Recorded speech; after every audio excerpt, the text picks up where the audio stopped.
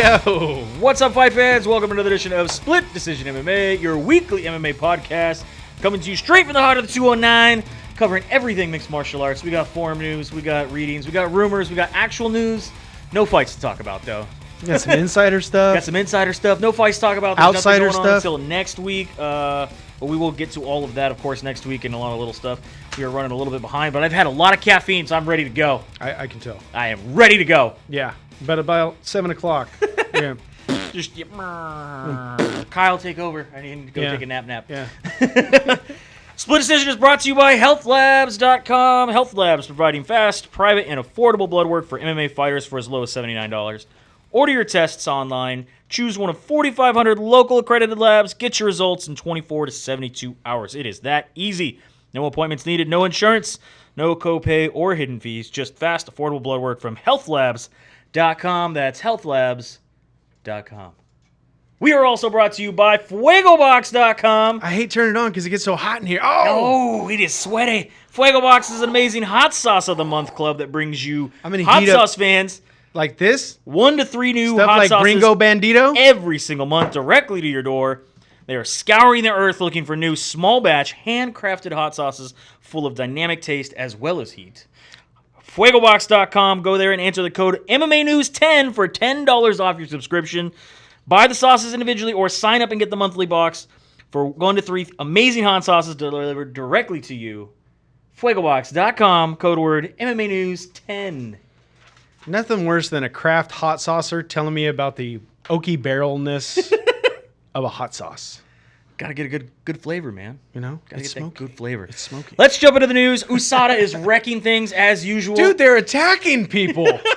Number one guy I do not feel sorry for. This is going to be... Oh, he can't do cocaine? Daquan Townsend has accepted his 6-month suspension. And remember in our past what would you say questioning or learning journalism, we found out that fentanyl is used to cut cocaine, right? Well, so he was tested positive for cocaine and fentanyl. You know what? I don't think he meant to do the fentanyl. It just happened accidentally while doing the cocaine. Yeah. He was able to reduce his suspension due to his ability to prove that the substance did not enhance or was intended to enhance his performance. He has also completed a drug rehab program. Oh, what? Oh, did he do the one day? I don't know. The John I don't know if he Jones took the John 24-hour Jones flip? 24 hours flip, but yeah. 23 hours and 59 minutes. Remember, he had took his debut fight on 1 week's notice, so that's why it was all still in his system. I noticed you rubbed your nose. The cocaine made It was you in his system.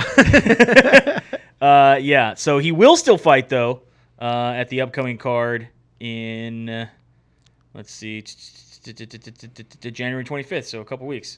It not be affected because it's retroactive back to June, which then ended in December. Boom. So just to help me and maybe anybody else who's in this confusing period of out of a competition, in of competition. So cocaine is good out of competition. Yes. Well, cocaine's good no matter what. I mean, it's bad for your life. Yes. But so in competition, it is not allowed. So that must have been his exiting pee or urine test, pee or blood test. Could have been right before the fight. Could have been right before the fight. I mean, not necessarily that he's taking cocaine right before the fight, but it he was in his system. Okay. And technically, he's in competition week. He only had a week. You know what I mean? So the minute he's in competition, he's there. We all No got such thing as weak cocaine, my friend. Sean O'Malley has accepted his 6-month suspension from USADA after his. I like on his. You're in the forum, and people are like, "When's he gonna quit smoking weed?" And it's like, "Look, dumbass, it wasn't weed. This wasn't time. weed this time. It was tested positive for Ostarine. Again, this is something that has to do with supplements and samples. So it's retroactive to August of last year, which means he's eligible to return in February. We also got Bruno Silva. Now, Bruno Silva is getting busted for Boldenone, which is a steroid. He, again, claims he is innocent. They are working on their defense strategy. Not to be confused with garden gnomes. Now, USADA has not made a formal announcement on his case. However, he has accepted, or he does have a 2-year suspension after this failed drug test. They are going to look at, obviously, testing some things to He's probably kinda going help this through the case. appeal system. Yeah. You also got, this story broke today. this is a little strange. I have to bring up the Instagram here for this. This is Jessica Penne. Now, remember, Jessica Penne got busted a while back due to some medication she was taking. She took her suspension, her first suspension, didn't say anything really about it, just said, it is what it is. What had happened was she said that she had gone to a doctor. She was having a hormone imbalance issue. She went to the doctor. This is when USADA first came around, got medicine given to her by her doctor, right. listed it on her form to USADA saying, it's from my doctor, this is what it's for. And they said, no, you can't do that. That's not how this works. You don't get to just say it's from a doctor, even if you have doctor notes and all that stuff. You need to not take anything, talk to us, and we can figure out what you can take. Right. So she took her suspension. She then again gets popped for something. This is after they helped her. This is after they helped her and got her through everything. She went off of the medication she was taking. She then later went on and had another one, and they said that she had tested positive for Stanzanol, which is a straight steroid. Picogram levels, like John Jones levels, were the Stanzanol, where it has no ability to help you fight or in your system during a competition or anything like that. She took those tests and went and had them tested, had all of her supplements tested. They found it in her supplements. Now, she was doing this herself, third party, to help prove her innocence. Right. They proved, the Corva Labs in California proved that it was in her supplements, that it was obviously a tainted supplement. Not. USADA said, nope, we don't believe that. We're going to do our own testing, the testing that we have. We seem to find that you still have Stanzanol in something, and it's not those. Our tests are better than their tests. We don't believe your tests, regardless of whether or not we told you to start paying somebody to test your stuff. Right. That doesn't matter. She even said that they were going to hand down a 4-year suspension. Wow. Because it is a second violation. She said she also feels that is a little bit personal when a USADA agent that she actually named said that they can reduce her 4-year suspension if she will let them know other coaches or fighters that are using PEDs. Like what allegedly happened with John Jones. Hones. And yeah. So she claims, she was 100% innocent. She said she is working with Jeff Novitzky, as well as the other. I'm trying to think here. What's her name? There's another higher up that helps with the UFC and dealing with fighters. She's hoping that everything will be cleared. She has not accepted any sanctions because she does not believe in it. She refuses to sign anything. The next set for her is to hire a lawyer. They are setting up a GoFundMe for her to prove this, because she basically says, if I have a 4-year suspension, I have to retire. Yeah. There is no way I'm coming back after 4 years. I just will not be the same in the game. Yeah, because she said the only way she's been making it, she's been doing Lyft driving. And teaching seminars and just doing all kinds, anything that fighters can do to make a little extra money that's not fighting. I would say at some point, get released from the UFC, go to Bellator, go to Ryzen, go to ONE. Somewhere. They aren't using USADA. Yeah, because the problem is USADA's already admitted to having problems with their testing pool. Yeah. And I think that anything that was against her prior to their date of them admitting that and that's what she said. Like, don't you think they would knock that down? That's not my first one, because I admitted I had everything from a doctor. Right. You guys have changed the policies multiple times now. And now you found that, oh yeah, there are tainted supplements, even though we busted all this list of fighters guys for that. We now find out that that's not true. It's like a 3-card Monty for things. It's like, we're not testing for that this week, but next week we will be. Yeah. So I mean, she's even saying, going as far as, I don't know if you watch Game of Thrones, but they're acting all High Sparrow. Like we're untouchable. I don't know. And I'm sure that there are some people who know what you're talking about. But me and Eric Kowal, we don't know what you're talking about. Jeff Novitzky also saying that they are coming out with even a new testing system that is an oral fluid test. So like a swab. It is a swab that says, in theory, the new testing method will test for things like alcohol and cannabis that are prohibited in competition that cause impairment. It gives an objective measure of impairment, and it shows up on the oral fluid test in really close proximity. He is saying that it will be within hours of use of them using those substances. So this is something that they're going to be able to do right away as test these things, and within something about 3 minutes they'll be able to tell whether or not they're using marijuana or alcohol right before a fight. And so it's supposed to help them. I think we're 3 months from them rolling out the it's supposed the to breathalyzer for weed here in California. Yeah, it's supposed to help them because if you smoked weed, say the day before, it still may show up in your system in some levels. And they could say, well, this is technically in competition. You're not allowed to have it. Whereas this is supposed to be a smaller window. So they're closing the window. So if it's 10 hours before your fight, not a big deal. So if like I was saying 2 earlier, hours it's before a your C fight, sample now. But they're calling it an A. They're saying it's going to be a new A sample.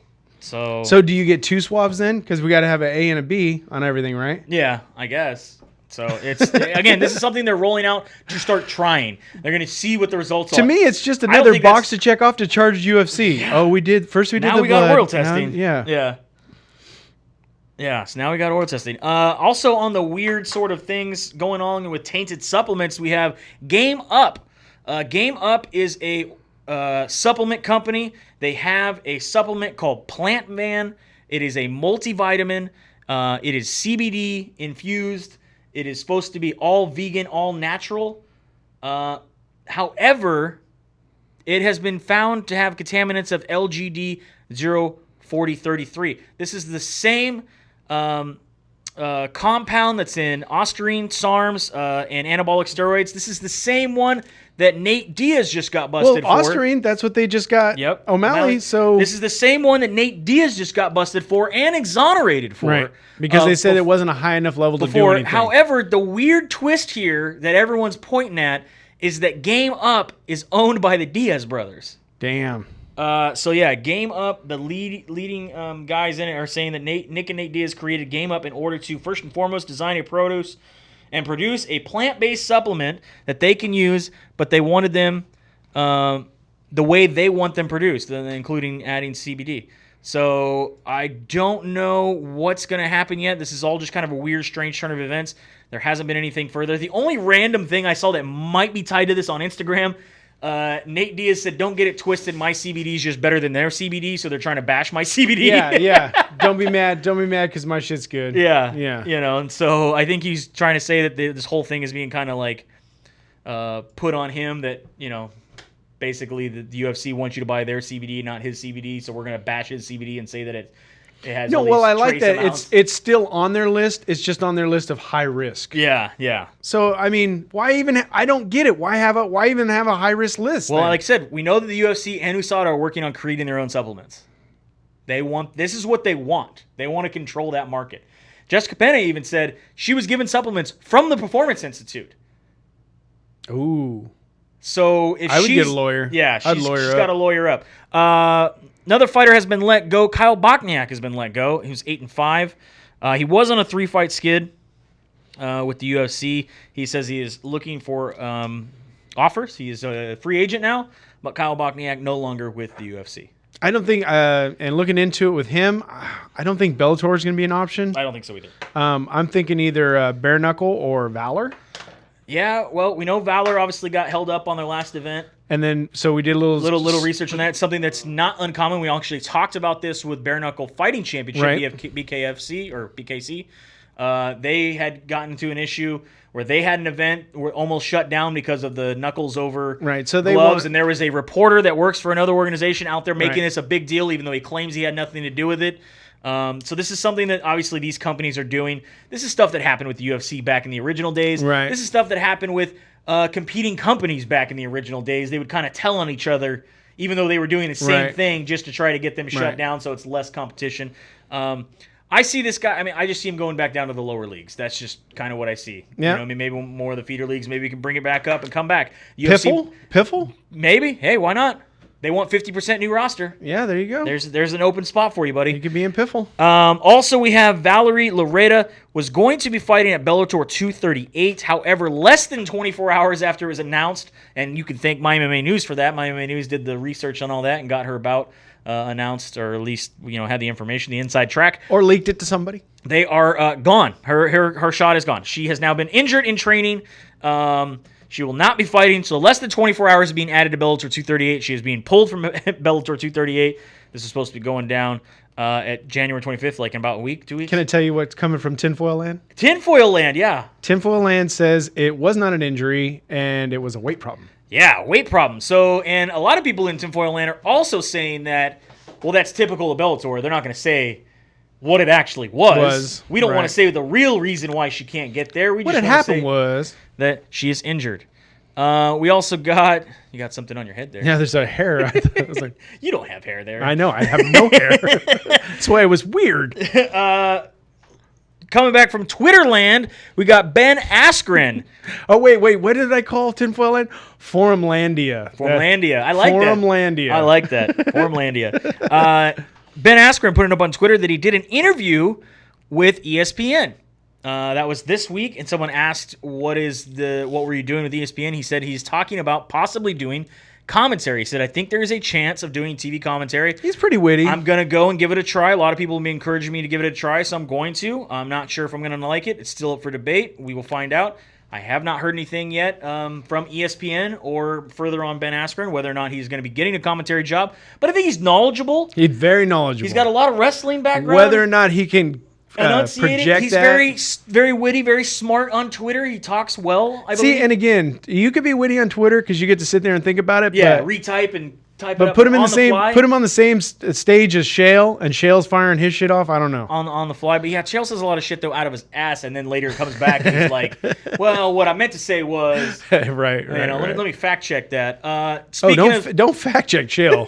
You'll just get pissed. Speaking of Twitter land, we have a little bit more weirdness going on with Triple C, Double C, Quadruple C. I don't even know what. Henry Cejudo. Just call him. Just say Henry. Cejudo. Fucking Henry. Cejudo going on this crazy thing. First, Aljamain Sterling put up on his Twitter, UFC, can you help me guys out getting my recertification thing? He lost his little blue check mark. He says, I need to make sure that Henry Cejudo is getting my messages because I am the new messenger. Mind you, if you do remember, Triple C's nickname originally was the Messenger. Right. He says, I am the new messenger. Thanks in advance. He says something, since you and that ugly Russian guy are obsessed with me, why don't you guys have a makeout session and bend the knee to the Triple C. Stop licking your ashy lips. Jose Aldo is next to bend the knee anyway. He said ashy lips. Yeah. He went racial. Yeah, it's pretty crazy. He keeps going back and says, go back and make out with Philip. Go kiss Philip the Russian already, all this kind of stuff. Because that's the kind of stuff that Henry pictures. Yeah, and then he gets into it with Kayla Harrison, PFL champ, women's judo gold medalist. Somebody asked if she is the new Triple C. And she says, yes, actually, I have 4 titles because I won Worlds in 2010. Did Henry ever win Worlds? I don't remember. And tagged him. And he says, why don't you sign the contract? Talk is cheap. You know, the greatest combat athlete of all time is me, bend the knee. She says, well, I'd tell you to bend the knee, but you're already so close to the ground, I will just accept a polite judo bow. He then fires back and says, first of all, 1 wrestling Olympic gold medal is like 5 judo gold medals. Oh, God. One last thing, your fights are good natural remedies to cure insomnia. Bend the knee. I don't... Why was he so short with her? Is it just... Do you find Henry Cejudo entertaining? I want him to fight. I'm tired of hearing him talk. I want him to fight. The Twitter entertaining? Not at all. Not at all. I find it. Even the cringiness. I mean, I think he likes to go there just to say, I don't know. I don't. Do you think he does it on purpose? Do you think it's I think he thinks that he tries to make it cringy, or is he just not that good at He's Twitter? He's not that good at it. It irritates me more than anything. Like Covington, I chuckle because it's just over the top. Yeah. You know what I mean? But Cejudo, it's like, man, does he really? Part of your thinking is like, he kind of believes some of this stuff. You know what I mean? I kind of agree with you there. He kind of does believe some of this stuff. Kind of believe, like when Jones talks about himself in third person. Yeah, he kind of believes what he's saying. Yeah, kind of believes it. And then the last little bit of news here before we wrap it up, we have 2 things going on with Conor McGregor. Number 1, he says he has a plan for welterweight. He wants a welterweight title fight. However, he says, I want to fight Jorge Masvidal, I want to fight Colby and Kamaru Usman. So why? So if he loses against Cerrone, he's pretty much doesn't get to make any more choices, right? No, I would hope not.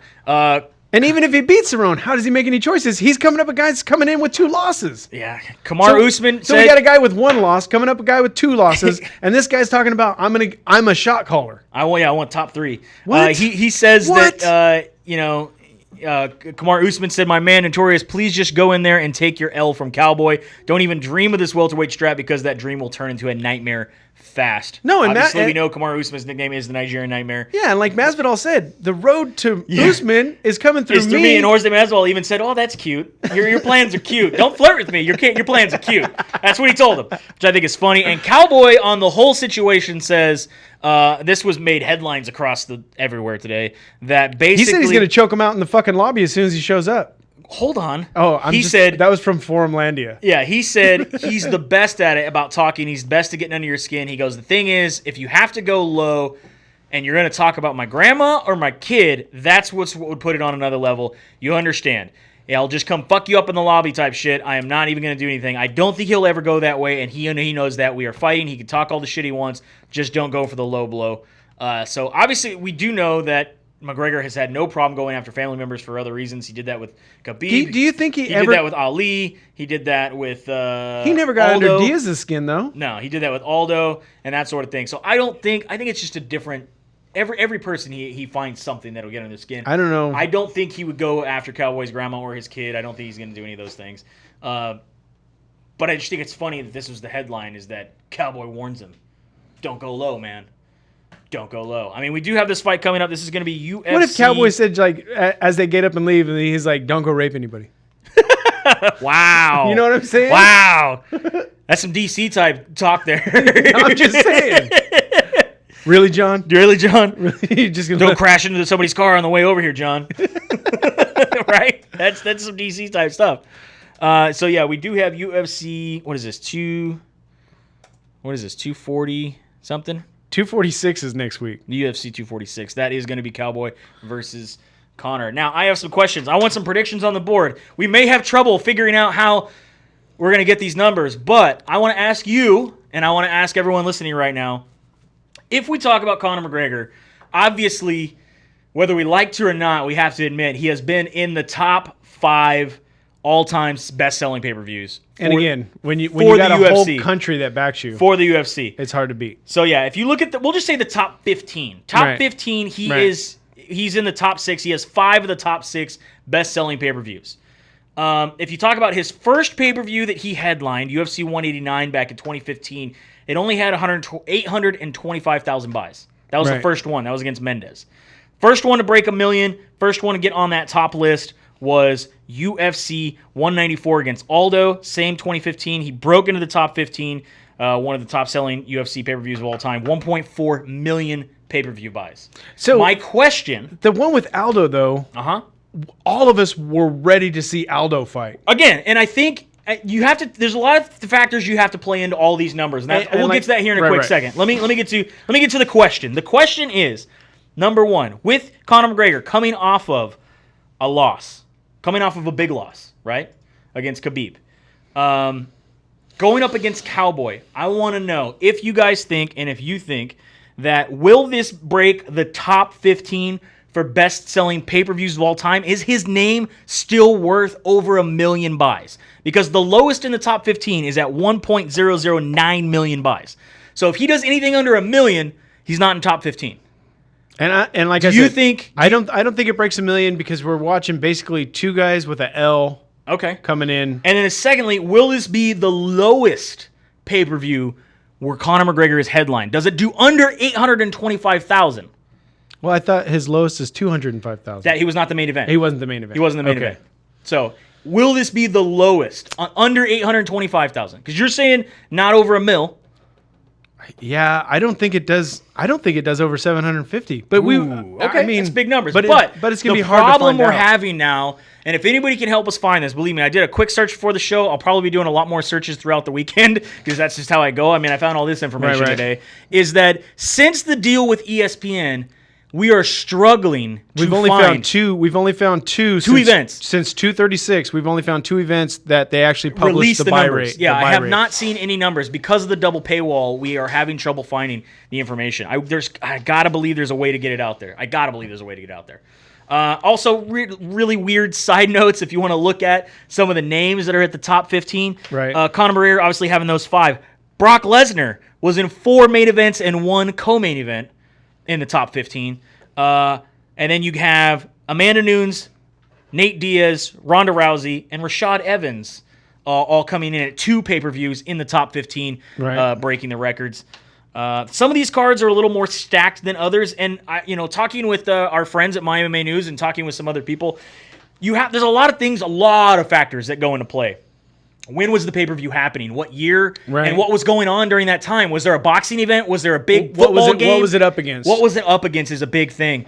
Is it after 2015 when the Kodi app was huge and was pirating was going on all the Amazon sticks? I mean, that still happens today, right? And pulls away people from buying. I think still, and not just the Kodi, but I mean, like now I told you, there's more streaming services. Like I don't now. even. A lot of the times you can actually like this next weekend. Just type in on Twitter, put hashtag UFC 246 stream. Oh yeah, and then it's just like crazy. Onslaught. But if you go through looking, it'll actually, somebody will have it playing. Yeah. Oh yeah. You don't even have to go to the stream code. It's crazy these days. So again, there's a lot. You might have to be watching it backwards. It may be in Russian, but still, there are a lot of streaming options that go on now as compared to pre-2015. If you look at the dates in the top 15, you got 2018, 16, 16, 09. 16, 15, 10, 15, 16, 16. This is all. See, I think like the ones from 09, you should actually double because I mean, if they had that many viewers then, it's worth twice as many viewers now. You know what I mean? What do you call that? So I would like to know. Put yourself in the comments there. Let me know. Do you think this will be the lowest Conor McGregor buy rate? So that's under 825,000 buys, or somewhere in the middle. And will it break the top 15 highest sold UFC pay-per-views that's over 1 million? So it has to do over 1 million. I know it's a big window. And if that one's not in the top 15? That's not in the top 15. Okay. If it breaks the 1 million, where does it stand? How many buys do you think this does? If you want to look at some history numbers, Aldo, the first time he broke, UFC 194, 1.4 million. Diaz, UFC 196, the first time he fought, 1.5 million. The rematch, UFC 202, 1.65 million. Then you had it dip a little bit at UFC 205. That's when he became the champ. Right. That's when he defeated Alvarez. That was in New York for the first time, 1.3 million. The big one, UFC 229, obviously after his layoff fighting Floyd Mayweather, was at 2.5. But that's not a UFC. No. That was UFC 229. No. This number's not. Yeah. This number, which is we can mention it if you want. The money fight that he did with Floyd, they estimate at 5.17 million buys. Right. And that's between 2 streaming services. Right. So, I don't know. Let me know, guys, what you guys think if Conor McGregor breaks the top 15 for top selling UFC pay-per-views, if we can find these numbers, and where does it rate in his overall buys. I want to know if you think his star power is still there. He's coming off of a loss. He's going up against Cowboy, who everybody loves, but is coming off of 2 losses. Right. He is not the champ anymore. He's had a lot of illegal issues. He has been away from the cage for quite some time. I want to know where he still stands in the eyes of the fans. Sutherland's already chiming in. He's saying the only way it breaks 1 million mark is the curiosity of how he looks after being absent for so long. And at a new weight, he's going back to 170. Remember it's not a new weight though. He fought 2 times against Diaz at 170. Yes, but he just fought Khabib at 155. Yeah, and his last fight didn't look too good. I'm just saying his last fight was at 155. His last fight before that was Alvarez at 155. So he is going back to that weight of 170. Thanks for chiming in, Brian. We hope to hear from you. You guys have a good night. We will see you at the fights. We are brought to you by FuegoBox.com. Make sure you check out that. Get yourself some hot sauce. MMA News 10 and HealthLabs.com. Now we can have a good night and see you at the fights, right? Now that I said our 2 sponsors, I guess I got to get those out of the way again. Yeah. You guys have a good night. Wait. We're out.